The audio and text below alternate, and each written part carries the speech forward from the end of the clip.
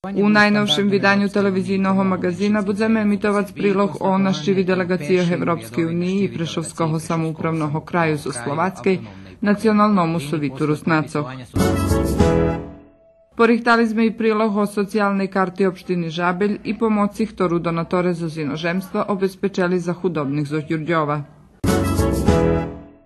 Združenje Bikičanki prez pratki namáhaše začuvať identitet ruskej nacionalnej zajednici. Ukažeme vam i na problem zahynutých životinjoh u našej žemi.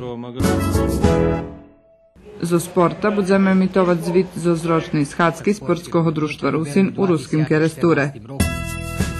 Prikažeme vam i atmosferu zo zbalu u Ďurďove i Kocure. Televizijni magazin na nedjelju 8. februara na 20 hodin.